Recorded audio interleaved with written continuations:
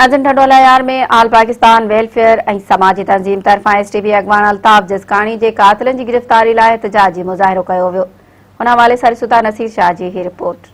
आल Pakistan welfare ऐं समाजी तंज़ीम तरफ़ां प्रेस क्लब ठंडोलायार ते तरक़ी पसंद पार्टी के वाइस चेयरमैन अल्ताफ़ जसकाणी के कत्ल के खिलाफ़ एहतजाजी मुज़ाहिरो कंदे मुज़ाहिरो कयो आहे। अचो तो उन हवाले सां इन्हनि खां पुछूं तो उनजो छा चवणु आहे। पाकिस्तान समाजी तंज़ीम के प्लेटफॉर्म था असांजे जेके अल्ताफ़ जसकाणी के जो कत्ल कयो आहे इन जे सख़्त लफ़्ज़नि में मज़म्मत करियो था ऐं क़ातिलनि खे गिरफ़्तार करण जो मुतालबो करियो था, जीअं त असांजे जोधे ऐं सिंध जे जवान खे बेगुनाह क़ातिल कयो वियो आहे, उन सां इंसाफ़ थियो वञे। एसटीपी जे वाइस चेयरमैन ऐं क़ौम परस्त अल्ताफ़ जसकाणी जो मर्डर थियो आहे, इंतहाई अफ़सोसनाक वाक़ियो आहे इहो ऐं असां गवर्नमेंट पाकिस्तान सां ऐं सिंध सां इहो मुतालबो करूं था त उन जवाबदार खे गिरफ़्तार करे सख़्त खां सख़्त सज़ा ॾिनी वञे। आल पाकिस्तान समाजी तंज़ीम जे हिसाब सां ही जेको अॼोको एहतजाज आहे असांजो रिकॉर्ड थिए पियो त अल्ताफ़ जसकाणी जेको एसटीपी जो वाइस चेयरमैन आहे उनजी